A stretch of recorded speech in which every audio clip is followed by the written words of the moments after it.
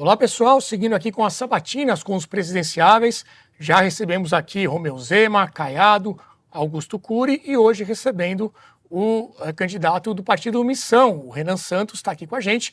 Eu sou Renato Dias, aqui comigo estão formando a bancada o Lucas Ferrugem, também da Brasil Paralelo, e o Alexandre Ostroviec, ele que é empresário e criador do Ranking dos Políticos. Renan, seja bem-vindo. Olá pessoal, tudo bom? Um prazer, uma honra estar aqui. Vai ser bem legal. Muito bem, quero começar, enfim, com essa polêmica toda que aconteceu ontem, a filiação do Flávio Bolsonaro ao partido Missão. O TSE soltou uma nota dizendo que a filiação aconteceu por uso indevido da ferramenta por parte de alguém que possuía as credenciais da legenda, da Missão no caso, para efetivar essas filiações.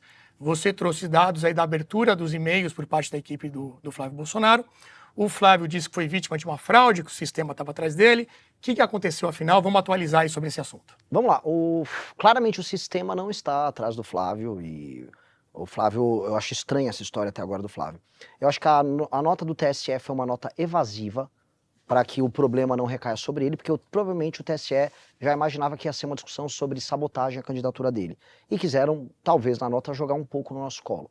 A questão toda é, toda e qualquer filiação necessariamente passará por um login de um membro do partido, isso em qualquer partido. E todos os partidos que eu saiba, especialmente os grandes, têm automações junto ao TSE para você fazer a filiação. E nada disso é proibido pelo TSE. Quem fraudou, ou foi alguém ligado ao Flávio que tinha acesso ao e-mail dele, ou um garoto na internet que eventualmente fez uma malandragem. Qualquer pessoa pode fazer isso. Esse fato gerador do e-mail, se eu tiver os dados de alguém, eu crio esse pedido. Sim, e aí cada partido tem um sistema de defesa. Então, por exemplo, o PT, aparentemente, ele tem agora um mecanismo de checagem final.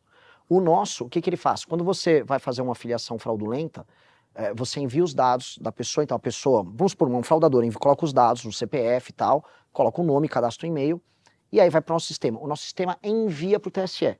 O TSE automaticamente devolve os dados oficiais da pessoa. Aí há uma conferência de dados. Quando os dados não batem, o nosso sistema avisa, isso aqui é fraudado, não faça a filiação. No caso do Flávio, a gente até postou no Twitter, há o login nosso, então a gente comunica para o TSE, só que o TSE estava fora do ar, como vive acontecendo com o sistema do TSE. Aí o Flávio até poderia falar, o sistema atuou contra ele, mas o sistema do TSE cai quase todo dia, um pouco. Então, você acha que isso pode render algo contra o partido? Acho difícil. Na verdade, assim, casos como esse acontecem às centenas todas as semanas.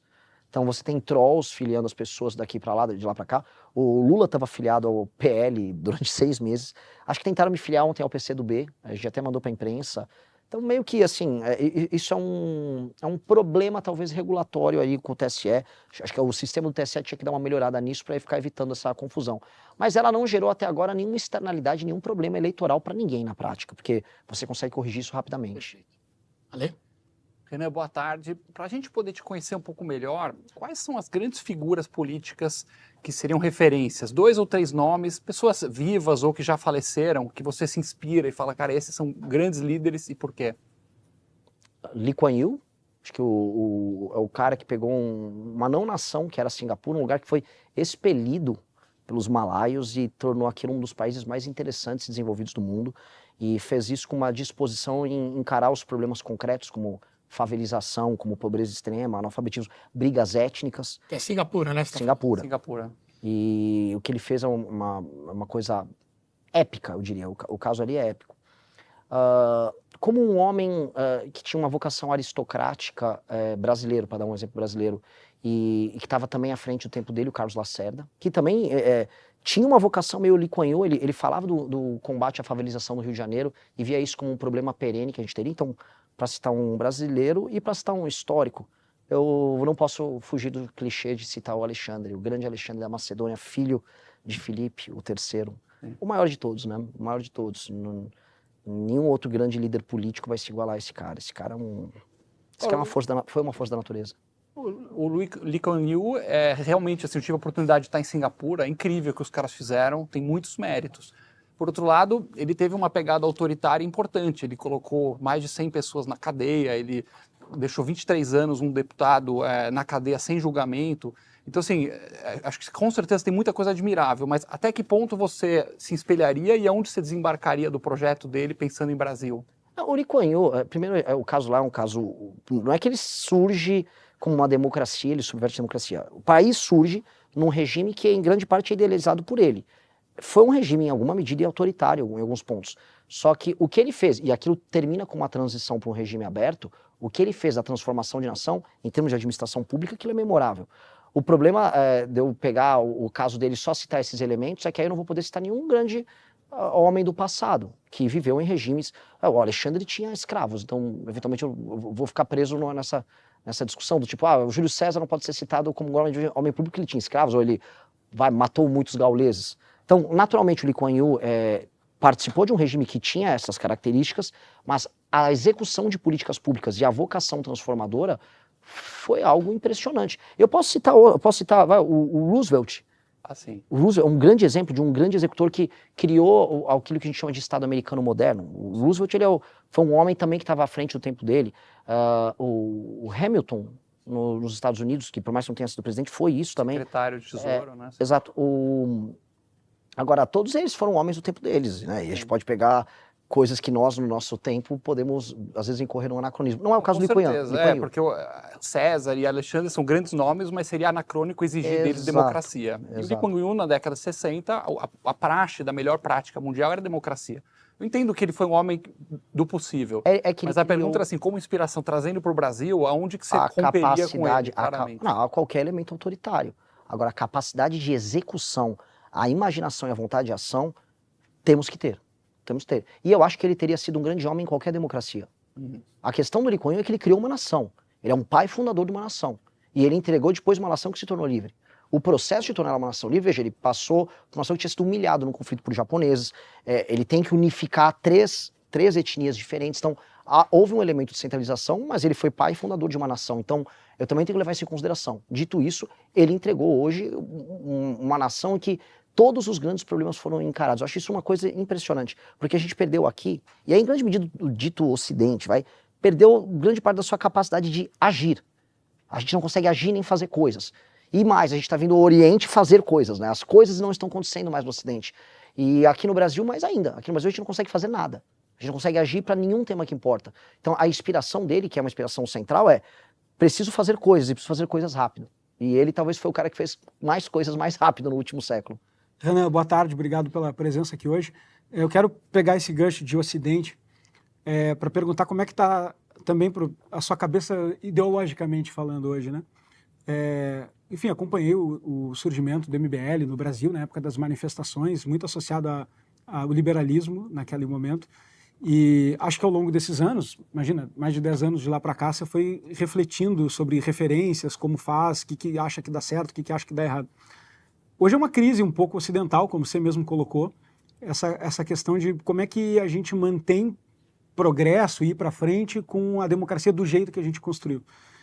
E quando eu leio o livro Amarelo, ou parte dele pelo menos, eu acho que você está bastante, me parece que quero que você confirme se isso é verdade, você está bastante inspirado nesses exemplos Singapura, El Salvador, China, em alguma medida. E eu queria saber como é que está a tua reflexão ideológica hoje sobre, sabe, como que a gente destrava essas coisas, você atualizou essas referências, continua um liberal, não é mais liberal, por que você mudou de ideia caso você tenha mudado? Quero entender essa cabeça ideológica hoje. É uma adaptação pragmática que a gente teve conforme a gente foi tendo acesso aos verdadeiros problemas brasileiros, conforme a gente foi saindo do debate de internet. O MBL era um movimento, acima de tudo, ele era liberal, mas ele era um movimento anticorrupção, e depois ele se torna também um movimento de crítica de costumes, de enfrentamento de guerra cultural. Mas especialmente, eu tive duas experiências. Quando o Marquesan vira prefeito em Porto Alegre, eu era muito amigo do Marquesan, e eu fui falar de coisa, mas é fazer uma escola charter numa favela. Ele falou, Renan, deixa eu explicar um negócio. Ninguém vai querer fazer uma escola charter naquela favela ali, que eles chamam de vilas lá em Porto Alegre. Ninguém vai fazer isso. Eu já tentei, já conversei. E eu comecei a ver, e aí em outros casos que aquilo começou a abrir minha cabeça, sobre os limites de um certo paradigma que existe liberal, da ideia de que a iniciativa privada vai resolver tudo, diante de uma nação em que a educação e o conhecimento não é distribuído de maneira minimamente equânime. Então, haverá lugares em que o Estado vai ter que atuar, e porque sim, ele vai ter que atuar em muitas coisas. E o Estado vai ter que estar mais presente a partir do momento que certas partes da população, elas não são capazes de exercer liberdade de cidadania, porque elas não tiveram, sei lá, nem alfabetização suficiente para isso. E aí isso entra o governo Bolsonaro, no governo Bolsonaro a gente teve o Paulo Guedes e ainda havia um liberalismo muito empolgado, uma ideia tipo, vamos privatizar tudo, vamos a iniciativa para resolver. E aí a gente começava a ver assim, não, os problemas brasileiros eles continuam muito agudos em muitos temas, em muitas áreas.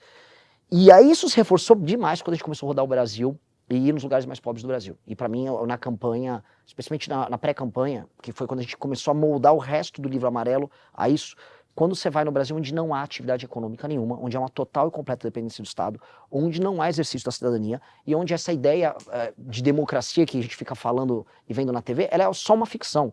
A relação que um brasileiro mais humilde tem com o político é uma relação de troca em que ele dá o voto e o político entrega favores ao longo do ano. É uma relação, é uma parceria, quase um familismo que ele tem. Isso precisa de emenda circulando, política social circulando. E aí você percebe, ok, a coisa é muito mais profunda do que a gente imaginava. A gente fazer uma transposição de, vamos dizer, de ideias e conceitos de regimes em que as pessoas já estavam minimamente emancipadas. Mesmo que seja os Estados Unidos do século XIX, em que as pessoas eram mais emancipadas, em que elas construíam sozinhas suas cidades, montavam sozinhas suas escolas, isso não se dá no nosso contexto, é um contexto completamente diferente, até para o processo de colonização, mas há uma necessidade premente do Estado estar presente e construir civilização. E não dá para fazer isso sem o Estado. Então, pegar uma pessoa que era uma pessoa muito liberal, como era eu ou o Kim, e você apresentar esse problema, em quase todos os elementos que vai haver uma resposta, o Estado vai ter que atuar. Então você fala, ok, como fazer isso sem me tornar aquilo que eu criticava? E aí surge o desafio de procurar experiências internacionais em que isso aconteceu. E aí você vai encontrar essas que você citou, você vai encontrar grandes experiências que vão dos Estados Unidos, experiências que vão pegar da Itália em termos de gestão de cidades, experiências que vão do Japão, da China, de Singapura. E aí você vai percebendo, né, como você modula, como você gradua. Por exemplo, Mato Grosso, você tem uma coisa em que a classe, em que os grandes empresários do agro, eles estão se tornando grandes empresários agroindustriais e eles participam da política, e eles participam das administrações das cidades, e tudo isso está funcionando sozinho. Mato Grosso como um sistema econômico, político e social, realmente o governo federal, ele não precisa atuar muito em Mato Grosso, é só não atrapalhar muito. De fato, você teve uma fusão entre atividade econômica e atividade política que está fazendo bem para todo mundo. Não é o caso no Maranhão. Então, o Estado vai ter que estar presente de um jeito no Maranhão que ele não vai estar presente no Mato Grosso. E aprender a modular isso é um exercício de pragmatismo que demanda uma visão de mundo mais complexa. Eu acho que a gente está muito mais complexo e interessante hoje do que a gente jamais foi. Só para eu entender, então é excessivo ou você diria que hoje você não se considera tão liberal e você se considera parte desse iliberalismo, entre aspas, que inclusive os Estados Unidos está um pouco nessa toada e outros exemplos. Você se considera aspirante a esse tipo de liderança hoje? Não, e é um termo que aqui vocês não vão fazer essa interpretação, mas se eu jogar isso na Globo News, que eu sou um iliberal, minhas redes sociais são derrubadas automaticamente. Na verdade, assim, é uma espécie de é uma nova lógica de funcionamento do Ocidente que perdeu sua capacidade de ação no poder executivo e que está vendo a ascensão de um Oriente que está obrigando esse Ocidente a agir de uma maneira diferente. Acho que seria isso. Então, as premissas do laissez-faire ou a ideia de um poder executivo meio mitigado pelos outros poderes, ele está muito fraco diante de um Ocidente, o Oriente, que tudo é mais centralizado, por exemplo, da China, e aí eles fazem as coisas mais rápido e meio que melhor. Então, a resposta que está vindo dos Estados Unidos, para mim, ela é atabalhoada. Eu acho que o governo Trump não está indo bem nisso. A resposta que a gente pretende dar é aumentar os meios de ação do Poder Executivo? Sim, mas de uma maneira federativa em todas as instâncias.